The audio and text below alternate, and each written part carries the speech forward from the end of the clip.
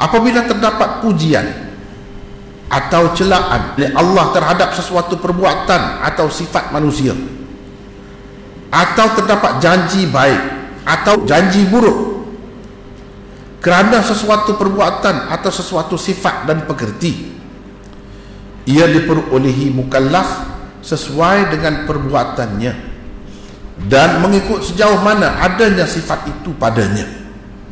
Jika ia sempurna, maka sempurnalah ganjaran atau balasan yang diterimanya. Jika kurang, maka kuranglah. Dan jika tiada langsung, maka tiada langsunglah.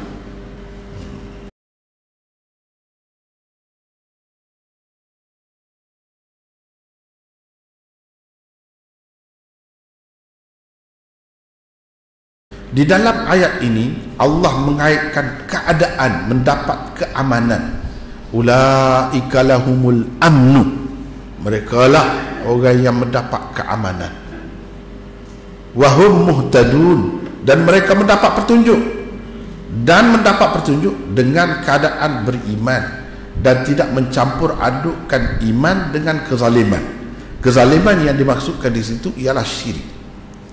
Semakin kuat iman seseorang dan semakin ia tidak mencampur adukkan imannya dengan kezaliman, yakni syirik, maka semakin sempurna dan eloklah keamanan yang diperolehinya, dan semakin banyaklah pula petunjuk yang didapatinya.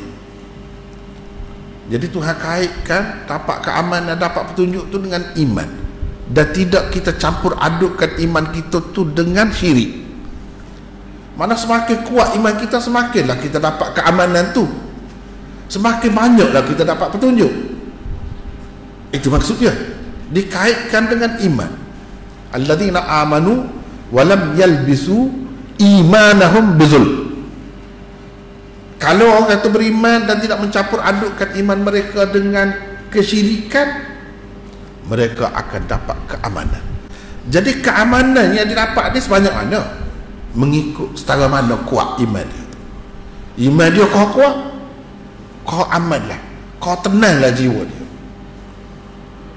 dan semakin banyaklah petunjuk dia dapat. Tuhan akan buka pintu-pintu yang orang lain tak dapat, tak terbuka kepada orang lain, dapat petunjuk.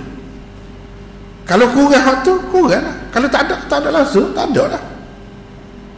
Sebaliknya, jika iman seseorang lemah dan imannya bercampur aduk dengan kezaliman syirik, maka semakin sedikit dan kuranglah pula ia mendapat keamanan dan petunjuk.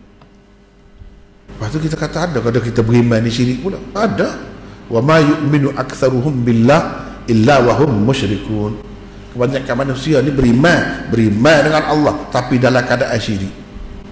Tapi syirik memang tidak direstui juga, tetapi ada, dimaafkan lagi hak lagu tu. Syirik khafi, kau syirik gapo, kau kita percaya Tuhan yang bagi rezeki, tapi kita duk bimbang lagi dengan rezeki Tuhan, duk bimbang lagi, duk kata macam-macam lah kepada orang yang tidak serupa dengan kita. Nak makan pasir, kita kata macam-macam, kita kata, padahal kita beriman, kita tidak yakin tu. Yang bewok tu pun Tuhan boleh beri rezeki. Ulak duduk dalam batu tu pun Tuhan boleh beri rezeki. Pak kita kalau berjuang Islam, menegakkan agama Allah, Tuhan tak jaga kau.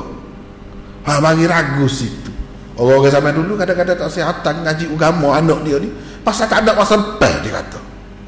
Padahal tidak beriman kan. Ada buah tu syirik tu. Campur aduk dengan syirik tu. Dengan sebab itu, kalau keamanan dia dapat juga, tapi tidak sepenuhnya. Sejauh mana iman dia, sebanyak itulah dia dapat waktu Tuhan janjikan tadi. Dapat ke tidak? Sebanyak itulah dia dapat waktu Tuhan janji. Sebab itulah kita tidak berjaya. Sebab apa? Kita tidak yakin. Cuma kalau kita yakin, Tuhan berilah, Tuhan beri kelebihan kepada kita, barulah anak kita tu, kalau kita kata jadi model ni, kita dah atas. Kalau agama dah, ngaji agama dah, tapi apa tak jadi? Ada tak kena tu? Ada tak kena? Kena jaga molek benda-benda begitu. Sebab orang Islam ni dia berurusan dengan Tuhan, Tuhan tahu nak gapo. Setengah-setengah tu ngaji lah pada je orang kata, kalau ngaji kot ni pun tak boleh kerja juga lah ni, baik atas ngaji agama, dia kata. Jadi kerana tu, bukan kerana nak atas ngaji agama ni untuk membelok agama, tak secara lah ke mana-mana. Kerana tu, kerana tak ada kerja lah ni, kerajaan tak boleh beri kerja, kita tak boleh makan gaji, takut. Kerana tu, ataupun ni tak boleh pergi dah, periksa goni tak pah, periksa goni tak pah, hatta mengaji agama. Kerana tak boleh pergi. Sedangkan kita berkorban, korban tu tak boleh. Kalau hak soyak telinga pun tak boleh, hak buta pun tak boleh, dia kena hak sempurna.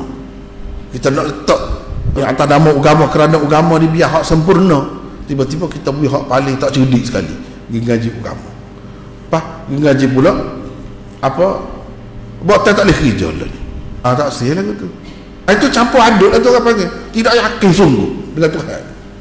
Intan surullah yang surkum, Tuhan dah berjanji dah, kalau kita belok agama dia, dia akan belok kita, akan jaga kita. Tak yakin. Padahal kita semayang, kita tidak beriman, tapi kita dapat pun hasil dia ikut orang kita terbuat, setakat pandang kita buat tu. Sebab kita campur adukkan dengan syirik. Tuhan tak kedai benar syirik-syirik ni, ikutlah bentuk macam mana, walaupun dia maaf lah tu kelemahan kita, tak apalah, kita masih Islam lagi, kita tidak sebuah bala, tapi hak tu ada lagi, masih ada lagi, maka kita tak dapatlah lebih setakat tu je lah, boleh, kita boleh nak dapat keamanan, al-amnu dan hidayah Tuhan, wahum muhtadun. Dua perkara ni dia bergantung kepada perbuatan kita tu, sifat kita tu sempurna ke tidak. Seterusnya, nombor 2,